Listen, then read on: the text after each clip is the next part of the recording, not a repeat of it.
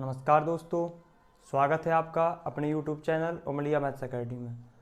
आज के इस लेक्चर में हम क्लास 10th की ट्रिग्नोमेट्री को कंटिन्यू करते हुए प्रीवियस टॉपिक जो हमने पढ़ा था ट्रिग्नोमेट्रिक रेशियो, उस पर बेस कुछ स्पेशल क्वेश्चन पढ़ने जा रहे हैं। इसके बाद हम ट्रिग्नोमेट्रिक रेशियो की कुछ स्पेसिफिक एंगल पर वैल्यू बताएंगे। तो आइए हम देखते हैं एक क्वेश्चन। जैसे हमने वहाँ पर आपको ये बता दिया था कि मान लो आपका साइन थीटा 3/5 है, तो ऑल ट्रिग्नोमेट्रिक रेशियो आप कैसे फाइंड आउट करेंगे, ये तो हमने वहाँ पे बता दिया था प्रीवियस लेक्चर में। लेकिन यहाँ पर एक स्पेशल केस आता है, थोड़ा समझिए ध्यान से। तो इसमें हम डायग्राम की जरूरत पड़ेगी।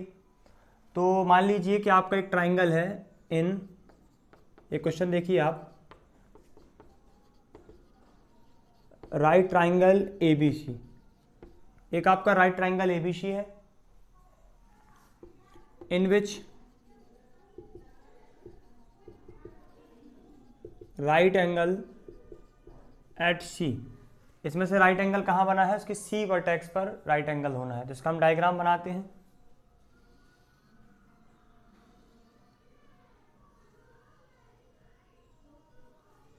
ABC ऐसा भी ले सकते हैं, यहाँ ये ले लीजिए ABC, राइट एंगल C पे ही होना चाहिए। वहाँ पे आपका कॉसेक A कितना दिया है, √10। कॉसेक A √10 दिया है, और वो कह रहा है find sine A, sine B, cos B। इन तीनों ट्रिग्नोमेट्रिक रेशियो को आप फाइंड करो। तो यहाँ पर इस क्वेश्चन को बताने का थोड़ा सा अभी आपको पता चल जाएगा क्या इसमें इंपॉर्टेंट है इस क्वेश्चन में, या अलग क्या है। देखिए कॉसेक A, पहली बात तो राइट एंगल आपका यहाँ पे है, तो ये हाइपोटेनस हो जाएगा। ये बेस है और ये आपका परपेंडिकुलर है, ठीक है। तो अब आपको कॉसेक A पता है, तो कॉसेक A को हम क्या लेट कर लें, √10/1 ले सकते हैं जब कुछ नहीं है। अब कॉसेक होता क्या है आपको ये पता होना चाहिए, हमने बताया था PBP HHB, ये पता होना चाहिए। Sine cos 10 cosec sec cot. तो कॉसिक क्या है, hypotenuse upon perpendicular, hypotenuse upon perpendicular. तो हाइपोटेनस आपका कितना है बता दिए थे हम वहाँ पे, कैसे क्या सॉल्व करना है, √10 के। परपेंडिकुलर कितना है आपका 1K, तो K ही लिख दे सीधा सीधा, 1K कहलाएगा। तो यहाँ पर हम थोड़ा सा देखें हाइपोटेनस है क्या, √10 के। परपेंडिकुलर क्या है आपका K। तो हम डायग्राम के अकॉर्डिंग लिखें तो क्या हम ऐसा लिख सकते हैं, A आपका √10 है और K लिख सकते हैं। K लिखना हो तो कोई दिक्कत नहीं, ऐसे K कांस्टेंट होता है। और परपेंडिकुलर आपका 1 है, मतलब 10 है और ये 1 है, ऐसा कह दिया उसने। तो हम साइड के नाम दे दें इसमें, H और P ना लिख के साइड के नाम दें अभी। तो आपका AB कितना है, √10 के, वहाँ K लिखा नहीं है, उससे कोई डाउट नहीं बनाना। और BC आपका K है, ओनली K, 1K को K लिख सकते हैं। अभी हमें AC पता नहीं है, यानी कि बेस पता नहीं है, तो फ्रॉम पाइथागोरस थ्योरम पहले क्या लगाएंगे, पाइथागोरस थ्योरम लगाएंगे। पाइथागोरस थ्योरम जब हम अप्लाई करेंगे तो क्या हो जाएगा, AB का स्क्वायर BC का स्क्वायर प्लस CA या AC कुछ भी लिख सकते हैं का स्क्वायर।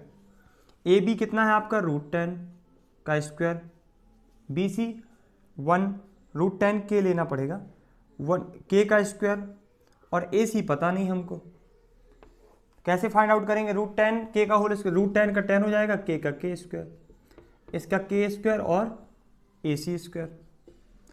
तो इसको यहाँ ले आए हम, तो 10K square minus K square equal to AC square. तो हो जाएगा यहाँ आपका 9K स्क्वायर और AC स्क्वायर। तो AC इक्वल टू कितना हो जाएगा, √9K स्क्वायर। 9 3 बन के निकल आएगा और K स्क्वायर K बन के निकल आएगा। ये आपका AC निकल आया, यानी कि आपका बेस पता चल गया 3K। K अभी हम यहाँ लिख नहीं रहे हैं स्पेस में, 3।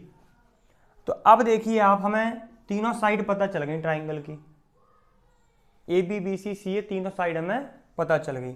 अब हमें पता क्या करना है, हमें फाइंड आउट करना है साइन A। साइन ए पता करना है तो इस पर देखिए ध्यान से, कोई डाउट हो यहाँ पे, कॉसिक को लेके चले हम, पीवीपी अपॉन एचएचबी के कॉन्सेप्ट से पता किया, आपको कौन से दो टर्म्स पता है, परपेंडिकुलर हाइपोटेनस, जो पता नहीं था उसको हमने पाइथागोरस अप्लाई करके निकाल लिया।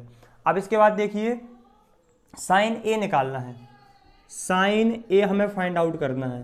तो साइन क्या है, perpendicular upon hypotenuse, perpendicular upon hypotenuse, perpendicular है आपका के 1k, तो यहाँ पर आप के लिख लीजिए, थोड़ा सा आपको डाउट नहीं आएगा वैसे में, परपेंडिकुलर 1k यानी कि k, और हाइपोटेनस क्या है √10k, k से k कैंसिल, 1/√10, ये आपका साइन ए निकल आया।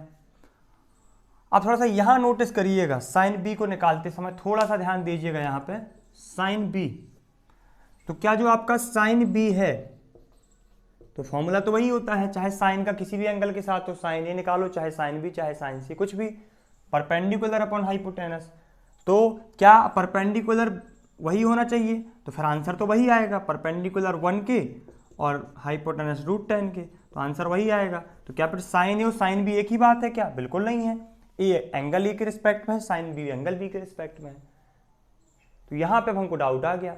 तो अब थोड़ा सा आप एक दिमाग में थोड़ा सा एक कॉन्सेप्ट सेट कर लीजिए अपने, कि जब भी आपका ट्राइंगल बना हो केवल ट्रिग्नोमेट्री के कॉन्सेप्ट में, और हम कहीं डाउट नहीं डाल रहे, आपको ऑल ज्योमेट्री में अप्लाई नहीं करना, इसको ट्रिग्नोमेट्री के बेस पे आपको देखना है। ट्रिग्नोमेट्री में यदि आपका कहीं पे ऐसा लिखा हुआ है कोई भी ट्राइंगल ए बी सी, यदि हम आपको एंगल ए के रिस्पेक्ट में पता करना है, एंगल ए के रिस्पेक्ट में पता करना है ट्रिग्नोमेट्रिक रेशियो, तो हमेशा याद रखिए, देखो 90 के सामने वाला हाइपोटेनस तो होते ही होता है, क्लियर है, परपेंडिकुलर और बेस इंटरचेंज होते रहते हैं केवल ट्रिग्नोमेट्री में, एंगल के सामने वाला परपेंडिकुलर होता है हमेशा। आप पिछला कॉन्सेप्ट पूरा भूल जाओ ज्योमेट्री का यहाँ पे बस, और जब हम बी के रिस्पेक्ट में लगाएंगे तो बी के सामने फिर ही परपेंडिकुलर हो जाएगा, इसको बेस बनना पड़ेगा, समझ गए। एंगल, जिस एंगल के रिस्पेक्ट में आप ट्रिग्नोमेट्रिक रेशियो फाइंड कर रहे हैं उस एंगल के सामने वाली साइड हमेशा परपेंडिकुलर होगी, वो मायने नहीं रखता कि वो आपकी एक्चुअली में परपेंडिकुलर है या बेस की जगह पे, वो मायने यहाँ पे नहीं रखता है। तो साइन बी के रिस्पेक्ट में देखिए, तो यहाँ बी है, तो बी के सामने वाली साइड क्या है ए सी, तो ए सी यहाँ परपेंडिकुलर बन जाएगा और ये बेस बन जाएगा, बाकी हाइपोटेनस 6 है, तो ए सी बन जाएगा आपका परपेंडिकुलर, तो परपेंडिकुलर फॉर्मूला चेंज कर रहे हैं हम अपॉन हाइपोटेनस, परपेंडिकुलर है आपका 3k, हाइपोटेनस है √10k, k से k कैंसिल हो गया, 3/√10।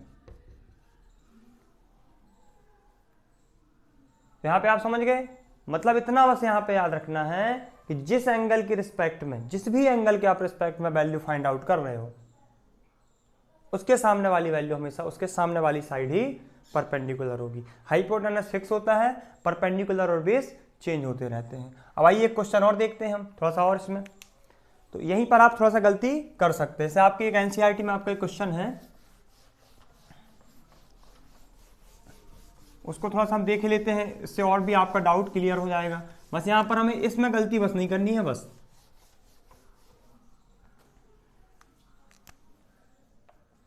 जैसे आपका है वो पूछेगा tan p cot r के इक्वल है क्या, ये कहां से आए, इन ट्राइंगल PQR, एक आपका ट्राइंगल दिया है वो PQR, राइट ट्राइंगल है आपका PQR,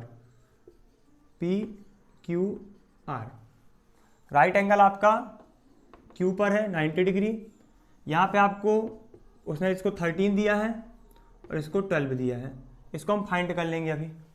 यहाँ पे 90 डिग्री है, तो वो कह रहा है क्या tan p cot r के इक्वल होगा, tan p cot r के इक्वल होगा। तो देखते हैं, पहले तो हम QR निकालना है तो डायरेक्टली लगाते हैं, पाइथागोरस लगाते हैं, तो क्या हो जाएगा, पहले हाइपोटेनस का स्क्वायर परपेंडिकुलर का स्क्वायर बेस का स्क्वायर, जनरली इसको परपेंडिकुलर ही बोलेंगे हम ऑल ज्योमेट्री में, यहाँ बस थोड़ा सा अलग हो जाएगा, मतलब नाम नहीं बदलते हैं यहाँ पे। यदि आप देखेंगे तो ऐसा लिखा रहता साइन, जैसे परपेंडिकुलर नहीं लिखा रहता, साइड अपोजिट टू एंगल, जैसे हमने कहा साइन पी का क्या बनेगा, परपेंडिकुलर ही बन जाएगा, तो कैसा लिखाएगा, साइड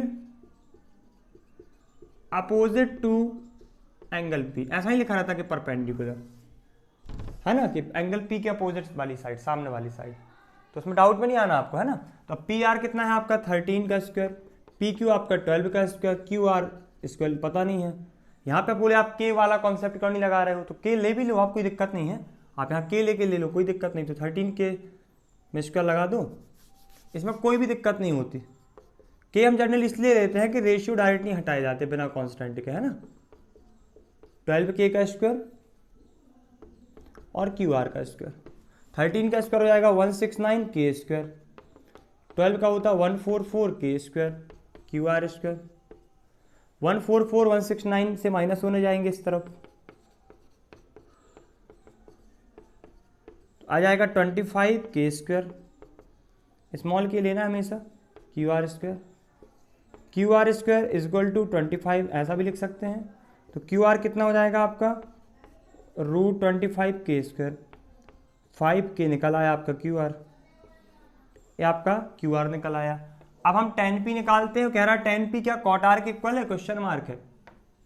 tan p, पहले तो हम tan का फॉर्मूला देखें, P B P upon H H B से। tan क्या है, परपेंडिकुलर अपॉन बेस, ये होता है साइन कॉस tan। तो p के रिस्पेक्ट में परपेंडिकुलर कौन होगा, ए होगा, और बेस ए होगा, perpendicular upon base, perpendicular 5k और ये 12k, के से के कैंसिल, आपका 5/2। अब हम कॉट आर निकालते हैं, कॉट आर क्या हो जाएगा, उल्टा लगेगा, tan का उल्टा होता है कॉट नीचे से, साइन कॉस tan cos 6 है, कॉट बेस अपॉन परपेंडिकुलर।